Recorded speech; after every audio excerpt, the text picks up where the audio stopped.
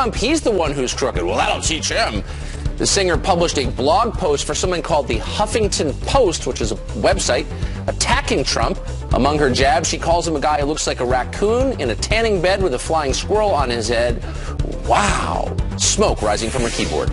And Jill Stein did not get invited to the first presidential debate at Hofstra on Monday, but that's not going to stop her from showing up and trying to be heard. The Green Party candidate and her supporters plan on having a protest outside the debate. No word on whether they'll chain themselves to the doors or not. Stein failed to reach the 15% of support in national polls in order to qualify. There she is. And now to a Fox Alert for you. Chaos continues in the city of Charlotte for the fourth night in a row. Rioters demanding justice for a man shot by police. And now there is brand new video of that shooting. Rick Leventhal is live from Charlotte with the latest details this morning. Rick, good morning. What is the latest where you are? Well, hundreds of people took to the streets again last night, as you mentioned, but for the second straight night, there were peaceful demonstrations, unlike the first two nights when there was violence and looting. Last night went pretty smoothly, thanks in part to the National Guard troops who posted themselves in front of businesses and hotels and other key locations in the downtown area. Police did allow demonstrators to rally well past the midnight curfew, even let them march on a highway for an exit. But at about 2:25 this morning, when the crowd had dwindled to a manageable size, officers moved in to disperse and made at least 7 arrests, according to our overnight team on the ground. Many in the crowd were chanting for authorities to release the tape, they said, the dash cam footage and body cam footage showing an officer shooting Keith Lamont Scott on Tuesday afternoon, but most have now seen the video that Scott's wife recorded on her cell phone. Keith, don't you do it. Don't you do it. Keith, don't you do it. Did you shoot him? Scott's family released that tape after they were allowed to watch the police tapes. And then the family attorney released a statement saying, in part, while police did give him several commands, Scott did not aggressively approach them or raise his hands at law enforcement at any time. It is impossible to discern from the video what, if anything, Mr. Scott is holding in his hands. Police have said that they recovered a handgun at the scene, and sources, law enforcement sources, have told local media that the gun was loaded and had Scott's fingerprints and DNA and blood on it when it was recovered, guys. Yeah. Rick Leventhal joining us live from Charlotte. Thanks a lot, Rick. Thanks, Rick.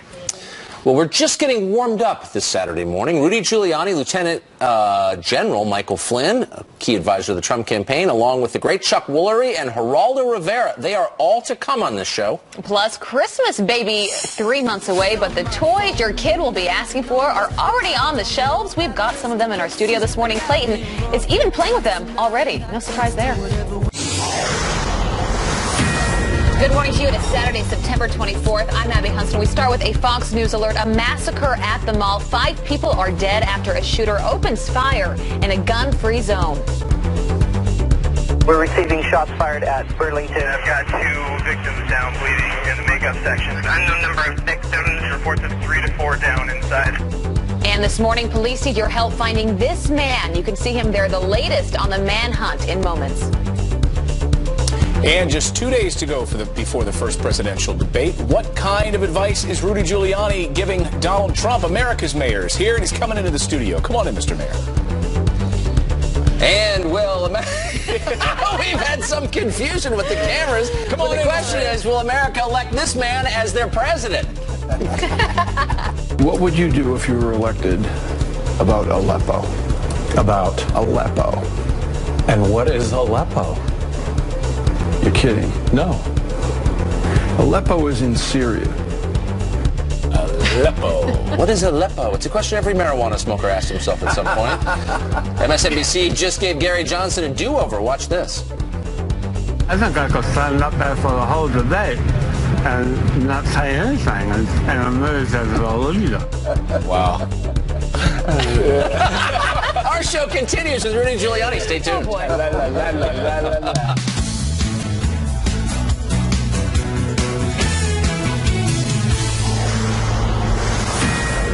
That was some funny news. We have to get to some hard news now, because what happened overnight is just disgusting. A massive manhunt underway for an armed killer who shot 5 people dead inside of a shopping mall just north of Seattle.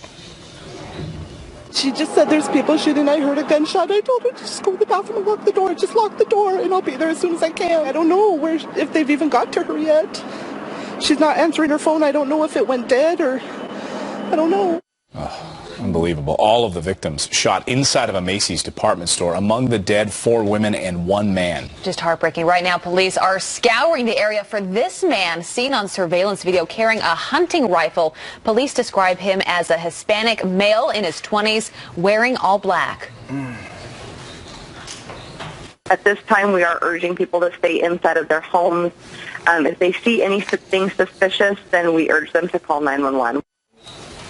The gunman considered to be armed and dangerous, obviously. At this hour, his motive is still unknown. Well, joining us now is former New York City Mayor Rudy Giuliani. We kind of want to run by the day's events with you. Great to see you, Mr. Mayor. Good to see you.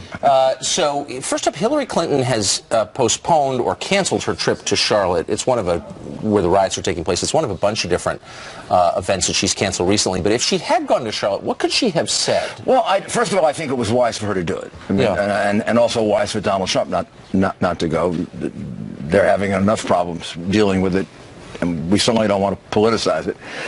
I think both of them should say the same thing, which is stop. I mean, stop the looting, stop the destruction of property. You're only destroying the property in large part of people in your own community. Well, what did they have to do with this shooting, which from the police department account seems to be justified, from the family's account isn't. In any event, a man who owns a candy store has nothing to do with this. What are you destroying his candy store for? Right. And I think that's the kind of thing we should be saying rather than looking for justifications for this. This isn't a protest. Right. I'm watching a riot. I had very strict rules that I learned really from a report written about the 2 riots in New York before I became mayor, called the Girgenti Report. It was written for the former Governor Cuomo.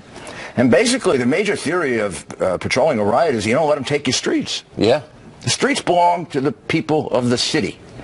To the soccer moms who want to get their kids to the soccer game on time, to the ambulance that has to get to the hospital in 3 minutes or 4, or the person is dead of a heart attack, or to the police vehicle that has to get to the middle of a robbery before somebody's killed.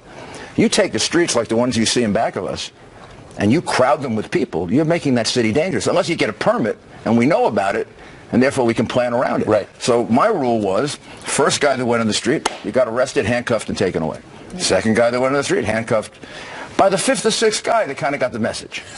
And I also am not of the theory that police officers shouldn't be properly armed and have somewhat of a military look in a situation like that, because rather than creating a riot, it scares the hell out of people. Yeah, and it tells them, and I did it for 8 years. And I told you, I took over a city that had 2 major riots, including a pogrom where people just went out and killed people because they were Jewish. And I had no riots. I didn't have anything close to a riot. And they knew they couldn't test me. Because you wouldn't put up with it. They knew I had them outnumbered, and they couldn't test me. That didn't mean they couldn't protest. Boy, I got protested. I was called everything you could imagine. They used to protest in front of my house, in front of City Hall, on the streets. They used to march up and down the streets. But you could not go in the streets. Sidewalk, protest, streets belong to all of us. We're in the middle of some crazy times. Spate of terror attacks again over the past few weeks. And this is going to be one of the big focuses on Monday night. Looking at Donald Trump's temperament, the response to the terror attacks, the discussion about foreign policy. What have you been telling Donald Trump? What do we expect to see from him? Well, there's no doubt that on that issue he wins overwhelmingly. I mean, she's basically the architect of the problem we have today. She and Barack Obama, there would not be an ISIS but for the fact that we pulled out of Iraq after we essentially, snatched defeat from the jaws of victory. General Petraeus had been successful in the surge, particularly in that eastern part of Iraq where ISIS emerged. And foolishly, very foolishly and recklessly, Obama and Clinton withdrew all our troops. Where did they think these Sunni fighters were going to go? They weren't going to go to Maliki because Maliki was killing them. Of course. But we did nothing to stop Maliki from killing them, so many of them went over to ISIS. Exactly. And we weren't getting intelligence because we had no troops there. And then the president made probably one of the dumbest comments an American president ever made when he called them the JV, which indicated what poor intelligence he had about the development of ISIS. So When Donald Trump says she's the founder of ISIS and then goes on to say she's going to get the MVP award, that's of course sarcastic. But what it points out is that her policies and his policies made ISIS possible. And then his indecision with regard to Syria, drawing the red lines 12 times and backing off. Look, I know Islamic extremist terrorism really well since 1975. The weaker you are, the more they take advantage of you. And that's why we've had so many bombings in the last year, because we are displaying to the world, both Hillary Clinton and Barack Obama, we won't say radical Islamic terrorism. During the Mount Lauer interview, she announced to the world she'll never use ground troops. I have no idea why we have an army if we're not going to use it. You display that kind of weakness, and they push you as far as they can push you. On the other hand, Donald Trump says, I'm going to build up our military to, I think it's 450 to 470,000 troops. We're going to have a Navy of 350 ships, which will allow us to patrol 2 oceans and possibly stop China in the South China Sea. We're going to go up to 35 battalions of Marines. We're going to increase significantly the number of aircraft that we have and modernize both our nuclear and other capacity. We're going to face the world once again, as Ronald Reagan did, with a military that's so strong that hopefully it'll keep the peace. And if needed, will be used. And used prudently, carefully, and where necessary to prevent things like Orlando from happening. And after September 11, when Bush went on offense, from then until the Fort Hood attack under Obama, there was no successful radical Islamic attack in this country. And that's because we had him on the run. It is very hard to plan an attack on your computer when an AK-47 is shooting at you and you're hiding in a cave. Right. So what Donald Trump says on Monday night is just as important as how he says it. There are a lot of people wondering, what is his temperament going to be like? Is he going to be presidential? People on the fence wondering, is he someone I could vote for? What do you expect? Well, yes, he's going to be the way I don't know if people saw the interview with Matt Lauer or the forum, which was sort of a mini debate, although they weren't on the stage at the same time. That's the temperament you're going to see. Donald Trump is not going to reinvent himself. He isn't. Hillary Clinton is going through this like Hillary Clinton doesn't know who she is. I mean, she's got to stand there and they're going to go through this. They're doing psychological profiling and they're doing... Donald Trump is going to come out there. He can be Donald Trump. And if you believe in what he believes in, vote for him. And if you don't. And boy, is that refreshing. When I tried, I don't know how many cases, 50, 60, 70, 80 in front of juries, I didn't reinvent myself for the cases that I tried. It was me. But they're going to try and needle him. They've said this, that they're going to try and push Trump until he snaps at her, and they think that that will be unappealing to viewers. Is he prepared for that? Do you think it would be unappealing for viewers? Well, my goodness, if you keep telling them all the time, as they have in the newspapers, which I think is the foolish thing, most foolish I've ever heard, that I'm going to hit you with my left hook constantly. Gee, I'm going to be prepared for your left hook. Yeah. You know. But what if yes, of course he's prepared for that. What if that's a feint, though? What if that's a feint, Mr. Mayor, where she might actually, nice? She comes out and she's totally nice. She says, you know, Donald Trump has really rallied a portion of this country that is upset, and I think he's done a good job. Would that that might knock him down? He might fall over like a tree. Well, I don't know if he would. I would. It would throw me off completely if Hillary Clinton pulls off an hour and a half of not attacking him. Right. That's our only campaign so far. Well, we'll have a whole new campaign. So far, he has laid out, he's given 12 policy speeches, which, by the way, was part of the preparation for the debate. The whole idea in August and September was speak about Islamic radical terrorism. He gave a major speech on that. Speak about the economy. Speak about taxes. Talk about what you're going to do about the schools. Gave a big speech on education, choice, charter schools. He's laid out his agenda. Actually, this week, next week, he's going to do his speech on crime. It's about the last one he really has to do. And he has personally laid out his agenda over the last month and a half. And in a way, that was the best preparation for the debate. It's all out there. Everybody knows what he stands for, and he's more than happy to tell you, here's the difference between him and Hillary on schools. He's in favor of choice. He's in favor of charter schools. He's in favor of doing away with tenure, and he's in favor of pay for performance. She's in favor of the public school systems, the rotting public school systems that presently exist, and doesn't have the ability to be in favor of what I just said because she is bought and paid for by the teachers union. Literally. All right, we have a lot more we want to get with you. Ted Cruz, emails, so you're going to stick around with us. Sure. He's going to stick with us on the couch, but we'll get his reaction to the FBI's latest Friday night document dump. This one may have caught President Obama in a lie. And were you thinking about voting for Donald Trump? Before you do, Barbara Streisand would like a word with you. Just give her your cell. This morning, she's a one-woman mission to stop Trump. We'll tell you how that's working out for her. And legendary game show host Chuck Woolery has a message for all of his Hollywood friends. He's going to join us straight ahead. Mr. President, when did you first learn that Hillary Clinton used an email system outside the U.S. government for official business while she was Secretary of State? At the same time, everybody else learned it through news reports. Oh, well, now we know something a little differently. Last night there was another document dumped by the FBI, and we're learning that, and we want to bring in the former mayor of New York City to dive into this again, Mr. Rudy Giuliani. This new back and forth between the president and Hillary Clinton, we're learning now that he used a pseudonym to communicate, and that some of these emails went to her private server. We don't know yet whether or not this is a lie, whether or not he knew about it and used a pseudonym in order to cover this up. What do you make of this? Well, we'd have to see what it says. I mean, maybe he was doing it over her yoga and asking her questions about yoga. We don't know. Or it may involve government business, in which case he'd be in serious trouble. And also, do you realize how often President Obama learns things from the newspapers? Right. You hear that a lot. Does he have a staff? I mean, does they ever tell him anything? I mean, the reality is I've heard him make that comment almost as often as no boots on the ground. I mean, no boots on the ground, and I learned about it from the newspapers. The thing about yesterday's revelation that really shocked me is basically it looks like the FBI was conducting this investigation for the purpose of giving immunity. Well, exactly, because it's one thing to learn that the president and Hillary are corrupt, fine, but to think the Justice Department is corrupt, that is a big deal. Well, and they conveniently leave out the FBI cannot grant immunity. They have to get approval from the Justice Department. Of course. So the Justice Department, run by Loretta Lynch, who was sitting on the airplane with Bill Clinton, is the one that had ultimately approved those 5 immunities. One of which sat next to Hillary Clinton during her the whole idea of an meetings. investigation is to investigate to see if a crime was committed, and if it was, then you might give one person immunity, the other people you haven't pleaded guilty, and then you prosecute the case against the main culprit. In this case, the principal would be Mrs. Clinton. And I mean, I found the first Comey report impossible to understand. I mean, he laid out a perfect case of intent. Mm-hmm. First of all, a clear case of negligent use of material, which is enough, flat-out violation, felony. But here's how we prove intent: false statements, destruction of evidence. Yeah. Right. We Hard don't drive prove intent by cell looking in phone your smashed. head.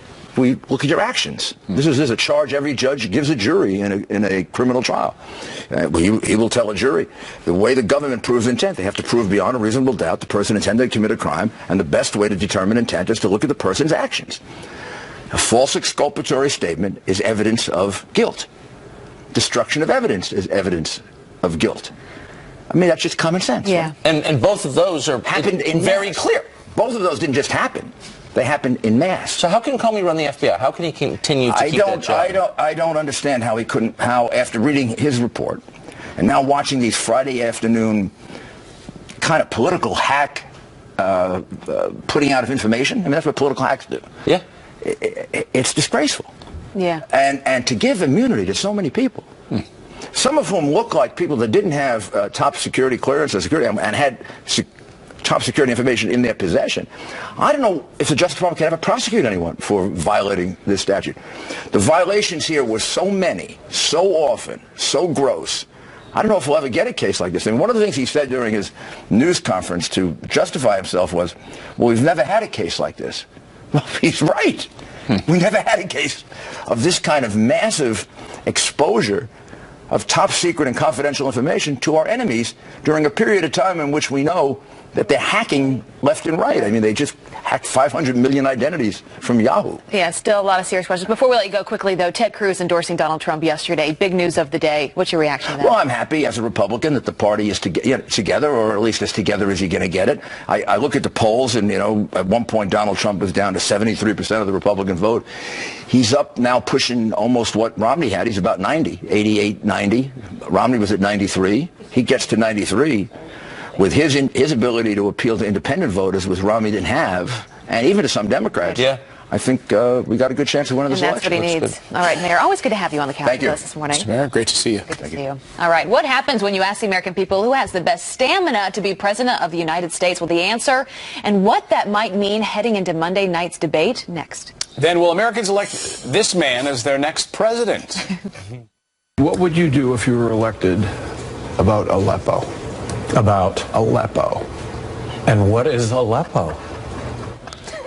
MSNBC just gave Gary Johnson a do-over. You can guess how that went.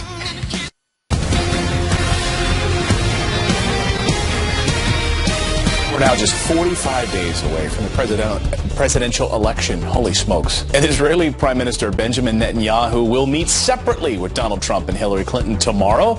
The meetings will take place in New York City, where the Prime Minister has been staying for the UN General Assembly.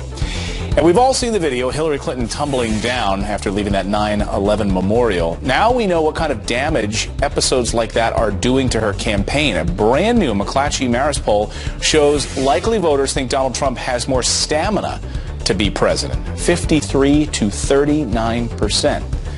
Abby? Wow, thank you, Clayton. All right, stamina, not the only poll that shows Hillary falling behind. Now Clinton is asking, why isn't she running away with the race already? Why aren't I 50 points ahead, you might ask? Well, the choice for working families has never been clearer. I need your help to get Donald Trump's record out to everybody. And why are you screaming? Well, the latest Real Clear Politics average shows Clinton's overall lead is shrinking faster than anyone expected. So why isn't she winning by more? And will the debates on the one on Monday night change anything? Here to break it down is Tom Bevan from Real Clear Politics and Clifford Young, president of Ipsos Public Affairs. Good morning, gentlemen. Thanks for being here. Good morning. It's great being here. Good to see you. All right, let's start with this poll that's out, Wall Street Journal, NBC poll, asking people about their top concerns. When it comes to Trump, it says 33% concerned about temperament, 27% offensive comments, 13% praise for Putin, 6% not releasing taxes. You look at Clinton concerns, we can pull those up now. 36% dealing with Syria, Iraq, and Libya, 29% email scandal, 9% offensive comments about Trump supporters, and 8% health issues. Tom, I'll start with you. Basically, answer that question when she says, why am I not 50 points up right now? Why not? Well, I think most Democrats are asking that question too. I mean, she's got the money advantage, she's got an organizational advantage. She's clearly the more experienced candidate, but she's not exciting voters, particularly millennial voters. In these battleground states, she's losing independents by anywhere from 15 to 20 points. So there are a lot of factors at play, but certainly this race is much closer than Democrats thought it would be at this point. And part of that is because all of them view Donald Trump as completely unacceptable, and that view is shared by some in the public, but certainly not all, and therefore we have a pretty close race with 6 weeks left. Right, Clifford, we just showed you some of the concerns that voters have with both Hillary Clinton and Donald Trump. First debate is on Monday night. How much can change after even the first debate? Yeah, a great question, very important. Stepping back a bit to kind of explain from a 30,000-foot view why Donald Trump has narrowed the gap. Over the last 3 weeks, he's really been on message. He's been efficient. His trip to Mexico and his speech in Arizona really energized the base. So he's going into the debates with momentum, with an energized debate. And ultimately, the question is, do debates have an impact? And what I would say is, historically, for the most part, no. They really just reinforce existing views. This debate will be key. This debate, in my mind, will be very, very similar or as important as the 1980 debate between Reagan and Carter or the 1960 debate between Kennedy and Nixon. And what has to happen? Donald Trump needs to show himself to be presidential, on message, and efficient.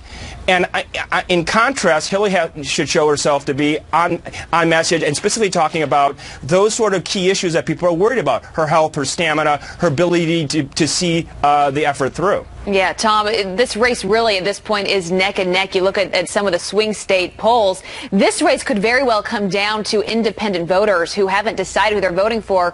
What needs to happen on Monday night? What advice would you be giving Donald Trump if he wants to win the White House? Well, I think Cliff's right. I mean, look, Donald Trump has to clear this bar, right, of being seen as presidential. He hasn't really moved the needle on that question so far over the course of the campaign. But, with 100 million people tuning in, even if you think the universe of persuadables out there isn't very big, that still will be a sizable number of folks who are watching this debate. They're maybe looking at both candidates thinking, I'm not really, I don't want to vote for Hillary. I don't really want to vote for Donald Trump. If he can clear that bar by keeping his composure and being on message, then I think there's a great opportunity for him.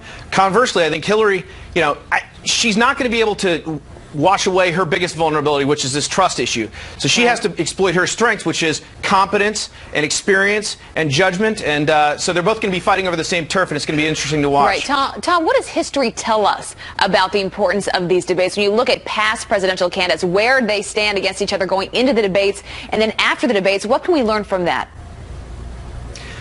Well, debates can move the needle. I mean, we saw that with Romney last time around. Reagan had a bad debate, his first debate, but managed to recover. I mean, Donald Trump has to, I think, not just perform well on Monday night. I think that's the first thing. It's critical. But he has to continue to perform in the next 2 debates so as not to have this, if he does have a good debate, to have something just be a short-term fix or some sort of bump that ends up dissipating over time. So certainly debates can make a difference, but he has to perform over the course of all 3 debates. Not just on Monday night. It'll be fascinating. Well, I'll be watching. Tom Clifford, thanks for being with us this morning. We appreciate it. Well, thank you. And coming up, Mexico in panic mode after realizing they might actually have to pay for that big, beautiful wall. Plus, from Barbra Streisand to Don Cheadle, some of Hollywood's biggest stars are ganging up to stop Donald Trump. But you only get this many famous people together if the issue's one that truly matters to all of us. A disease or ecological crisis or a racist, abusive coward. Wow. Legendary game show host Chuck Woolery joins us live with a message for them and their Hollywood friends. And he's here now. Good to see you, sir. Hi, how are you?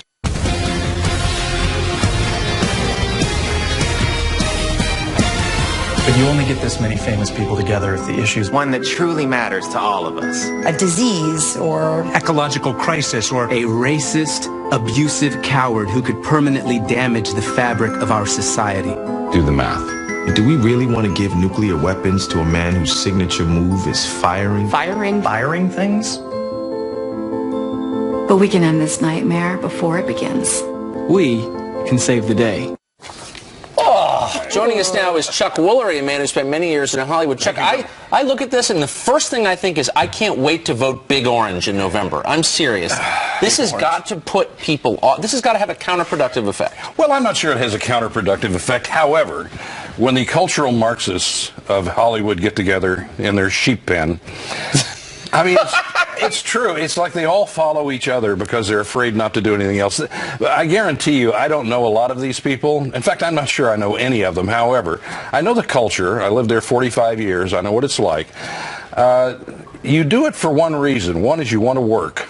The other is, it's not important to know anything as long as someone has a teleprompter in front of you to give you the lines to say. Which is what that looks like when you watch this commercial. You know, Tucker said something interesting last week, and he said, you asked the question, I wonder how many people are voting for Donald Trump just because if they're on, you know, trying to make that decision because they're trying to go against the media, against the Washington elite, against the Hollywood elite. And you look at this commercial, how many folks are going to say, well, this is exactly why I'm going to prove a point to vote Donald Trump? Yeah, there's got to be kind of a backlash against this, and it's really, I think, probably what Trump's candidacy is all about, and we all know that.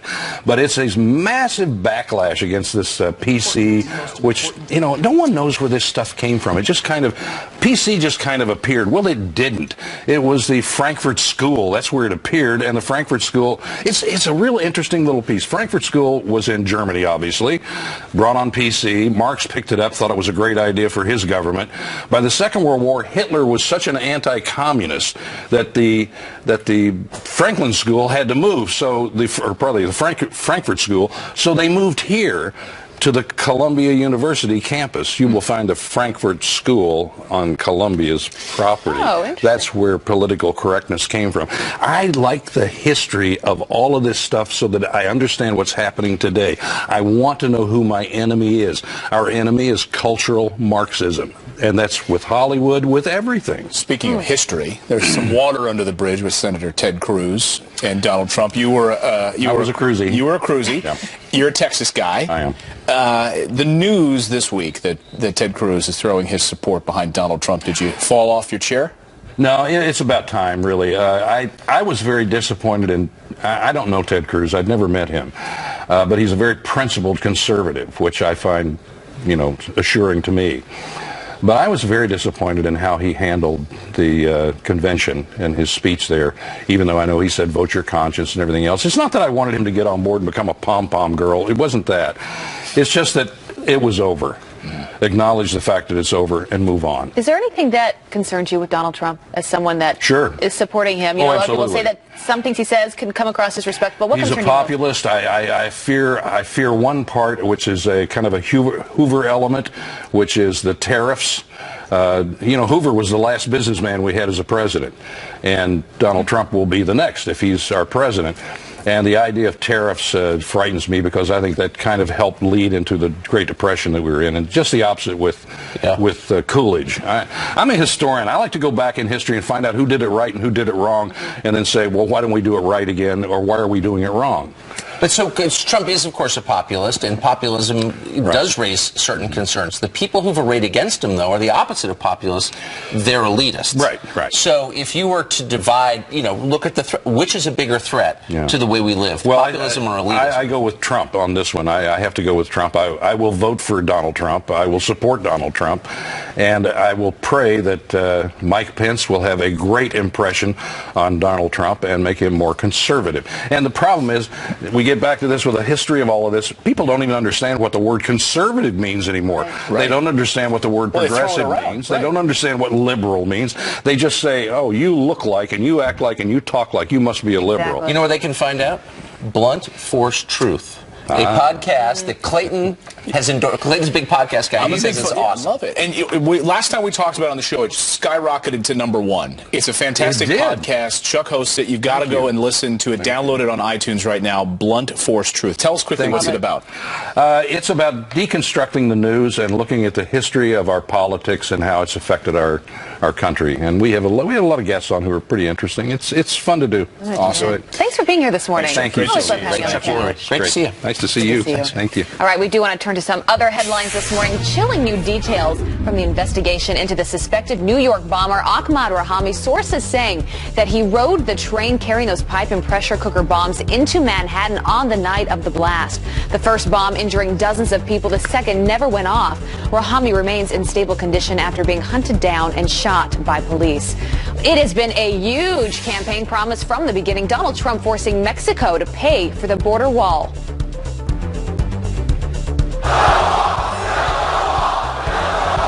Don't worry, folks. We're going to be building the wall. We're going to build the wall. And who is going to pay for the wall? Who? I am not going to pay for this wall. And it turns out they just might. A former Mexico diplomat says Trump could get that money by increasing visa fees and by raising tolls on bridges. And I think we're going next to Gary Johnson, because you thought that this was bad. Watch this. What would you do if you were elected about Aleppo? About Aleppo. And what is Aleppo? You're kidding. No. Aleppo is in Syria. Oh boy, well, for some reason MSNBC decided to give Libertarian presidential candidate Gary Johnson another shot in an interview on Thursday night. People would recognize that there's another choice, and that there would be an examination of me and Bill Weld as who we are and what we've done, and not based on that. I think I could stand up there for the whole debate and not say anything, and emerge as a leader. I can't get enough. So Gary Johnson is TV gold. He is officially invited on this show every single day that I'm here anyway. True. We can do a Gary Johnson. Do you remember the last time we had him on? Do you remember last time we had him on? The satellite blew up. Yeah, literally. The satellite couldn't come back. handle it, and we wanted him back. The satellite like Come back. Please come back. You're invited anytime. Anytime you want. Totally sincere, by the way. Please do. Oh, all right. Well, next up, new leaked emails show what the press really thinks about Donald Trump. It's fascinating, actually. NBC's Andrea Mitchell, she's a straight journalist, called his nomination, we're quoting now, awful.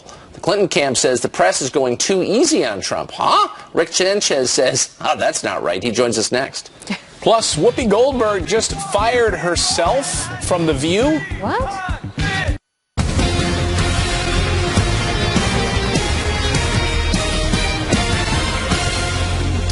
So what do the media really think about the candidates in the presidential race, specifically about Donald Trump? Well, now we know. In newly released leaked emails, we find NBC's Andrea Mitchell, she's chief foreign affairs correspondent for the channel.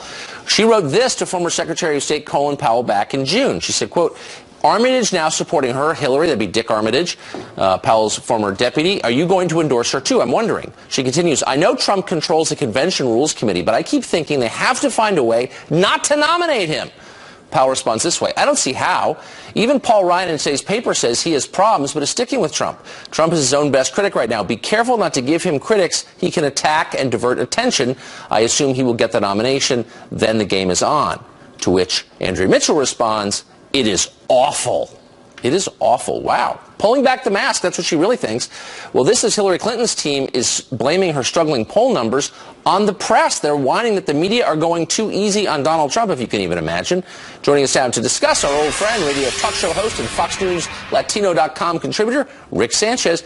Rick, it's great to see you. So Andrea Mitchell, who is kind of the living embodiment of the old media, a straight news reporter, she calls it as she sees it, is calling Donald Trump and his nomination awful?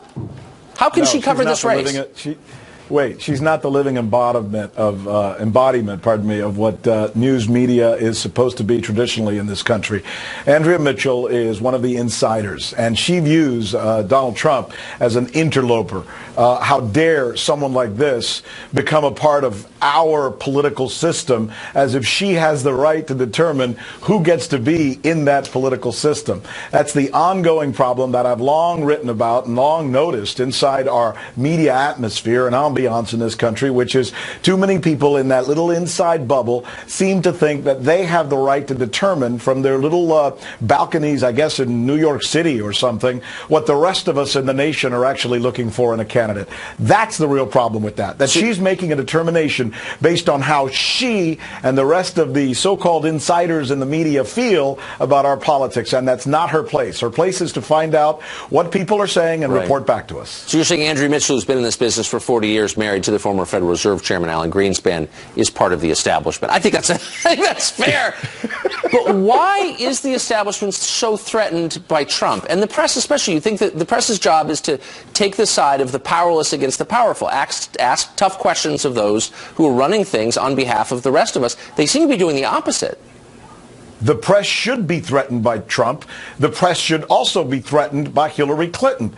That's what we're supposed to do. We're supposed to look for all the things in both of those candidates that could possibly create problems for the citizenry of the United States. That's what journalism, as you well know, is all about. The problem is, for the most part, we haven't heard the stories about what the Clintons have done in Colombia, what they got away with in Haiti, what they got away with in many poor African nations where the people of those countries suffered as a result of the wonderful multi-million-dollar deals that the Clintons pulled off in a pay-for-play scheme that has gone generally unreported. That's right. These are the kinds of things that nobody seems to point out when they say, well, they're giving Donald Trump a break. I frankly think that too often today our media gives them both a break, Tuck. I think there's something to that. Rick Sanchez joining us live this morning. It's great to see you, Rick. It's always great to see you, Tuck. God bless, buddy. Thank you. Well, if you thought this was good, we've got a huge final hour to come. Lieutenant General Michael Flynn, close advisor to the Trump campaign, and our own Geraldo Rivera join us live. Plus, we're 2 days away, of course, from the first presidential debate. That's on Monday. What can Hillary Clinton and Donald Trump learn from the past? We'll take a trip down debate memory lane. Yes, there is such a thing, and we have the keys to it. Stay tuned.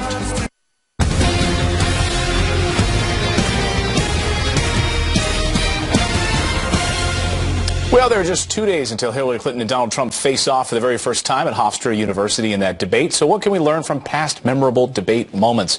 Here to walk down memory lane is former Special Assistant to President George W. Bush and the former Ohio State Director for the Romney presidential campaign, Scott Jennings. Scott has also been involved in debate prep for Senate congressional and gubernatorial candidates, so he knows a thing or two about the behind the scenes. Nice to see you again, Scott. Welcome back. Yeah, good morning. All right, let's go down memory lane and take a look at 1984 and this one-liner from Ronald Reagan, which really shifted everything. Watch this. I will not make age an issue of this campaign. I am not going to exploit for political purposes my opponent's youth and inexperience. It was also a failure of the moderator to not do any kind of a follow-up there. Maybe he was sort of like taken aback by it and said, I don't have anything to follow up with that home run you just hit. Yeah, this was the brilliance of Ronald Reagan. He was able to take, and what was not a great debate, this was actually in Louisville, Kentucky, and he did not have a great night. And in fact, afterwards, he came out for a rally and mispronounced Mitch McConnell's name in his first election. And so it was sort of a bad night for everybody. But what do we remember? One line. And so in terms of prep, having a line may be all that ever comes out. So he was gifted as a performer, but candidates should think about those kinds of lines because it may be all you get. Sometimes they can come off great. Sometimes they can seem rehearsed, like we saw through the GOP primaries. It seemed like they were forced, like, all right, somebody fed them that line. Let's take a look at Michael Dukakis' response to the death penalty question in 1988. This is an ouch moment. Watch. Governor, if Kitty Dukakis were raped and murdered, would you favor an irrevocable death penalty for the killer? No, I don't, Bernard.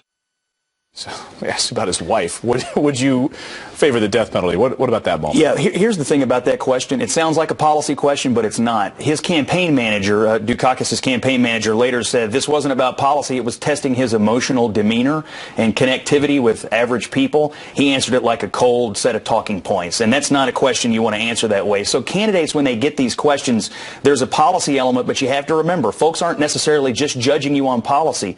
Do they have anything in common with you? And if you're a husband, that's not really something you'd have much in common with if you answered it like Dukakis. 1992, part of the narrative for George H.W. Bush that he seemed disconnected from the country at that moment, and that Bill Clinton was sort of embracing the public. And then George H.W. Bush ended up doing this during the debate. Remember, he just checks his watch as if he doesn't want to be there. That was a really bad moment for him. Yeah, it really was. The watch checking was fed right into the Clinton narrative. You know, he was running as the emotional empathizer, and they wanted to show President Bush as aloof, not connected to people, didn't really want to be there, and they got their moment. It was an unspoken moment, but it's a good reminder for prep that words matter, but so does body language. And words matter. Romney versus President Obama in 2012. Let's listen to him and the greatest geopolitical threat, he says, was Russia. Listen.